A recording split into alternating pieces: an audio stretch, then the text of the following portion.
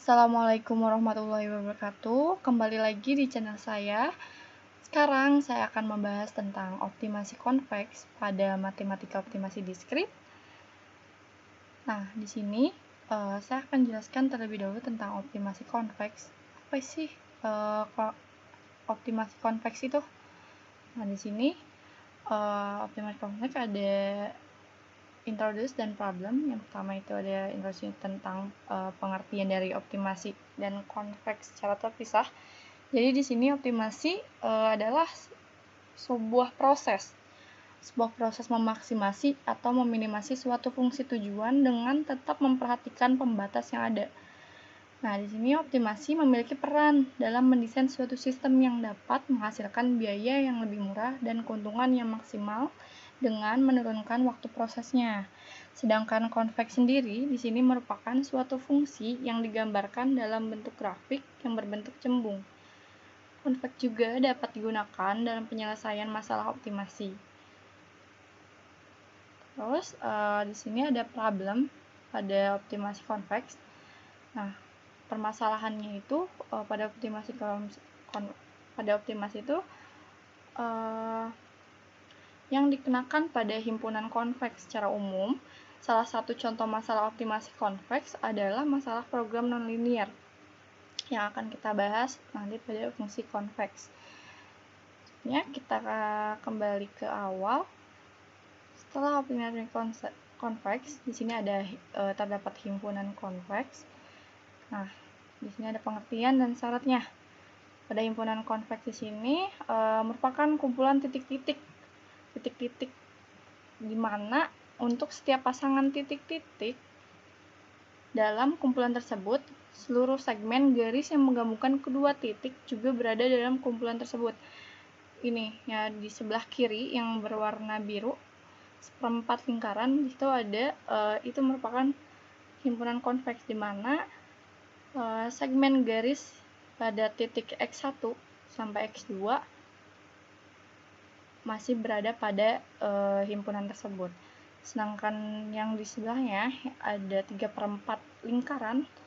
Situ titik yang garis yang menghubungkan titik X1 dan X2 secara ini ada beberapa yang tidak masuk ke dalam himpunannya. Nah, itu tidak bisa dikatakan sebagai himpunan konveks. Nah, di sini ada prasyarat yang menjadikan himpunan konveks atau sifat ya. Nah, di sini sebuah himpunan C dikatakan konveks jika diberikan sebarang X1 dan X2. X1 di sini sama X2 itu merupakan titik ya. Nah, maka rumus yang digunakan seperti ini.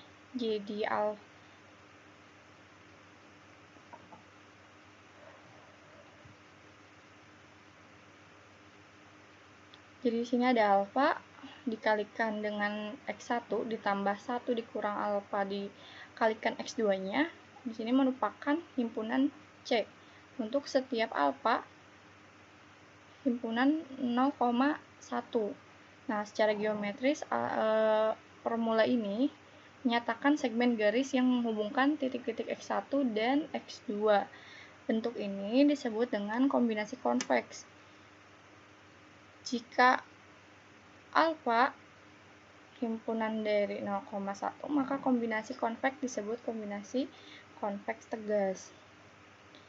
Nah, di sini setelah himpunan konveks akan bahas mengenai fungsi konveks. Bisa dilihat di sini.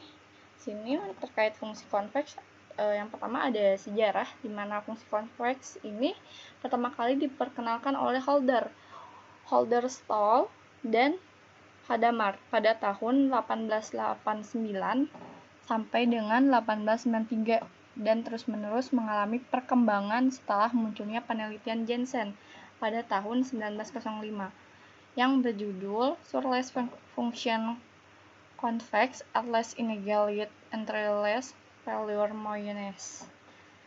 Nah, di sini ada pertidaksamaan yang terdapat pada fungsi konveks ini. Sebenarnya banyak teorema yang bisa diaplikasikan dari fungsi konveks ini.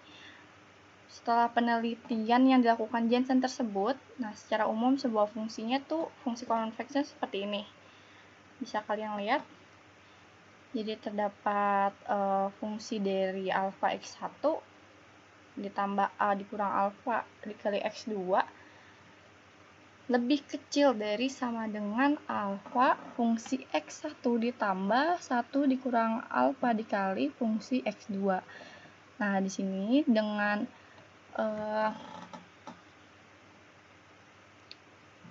alfa merupakan himpunan dari 0,1 dan x1 dan x2 sembarangan anggota domain F. Secara geometris, fungsi konveks adalah fungsi dengan sifat garis yang menghubungkan titik A x1 x1 dan titik B x2 fx2 selalu berada di atas garis fungsi F. Nah, bisa kita lihat di situ ada gambar grafiknya di mana lengkungan tersebut terjadi pada di atas grafik fungsi F. Jadinya nah yang x f1 fx dihubungkan pada x2 x2. Nah, di sini ada teorema yang terjadi pada fungsi konveks. Yang pertama, di sini ada teorema pertama itu jika fungsi x konveks pada lokal minimum, maka fungsi tersebut merupakan global minimum. Nah, suatu fungsi fx konveks pada C jika x1, x2 merupakan himpunan C. Nah, formulanya dapat dilihat di bawahnya. Nah, untuk teorema kedua, di sini merupakan suatu fungsi fx yang dapat diturunkan satu kali. Jadi, dia hanya melakukan penurunan satu kali. Nah, ini merupakan fungsi konveks pada C jika formulanya agak berbeda sama dengan teori 1. Bisa kalian lihat sendiri di sini. Nah, di sini merupakan yaitu merupakan himpunan C. Terus di sini ada teorema ketiga. Di sini merupakan suatu fungsi fx yang dapat diturunkan 2 kali. Berarti ini turunan kedua dari teorema 1. Yang didapatkan di sini bisa dilihat f aksen x lebih besar dari 0. Nah, maka nanti dikatakan ini fungsi konveks jika memenuhi teorema 3. Nah, itu masuk ke perhitungan, contoh perhitungan pada fungsi konveks. Nah, perhitungan di sini difokuskan pada fungsi konveks berdasarkan 3 teoremanya. Nah, yang pertama,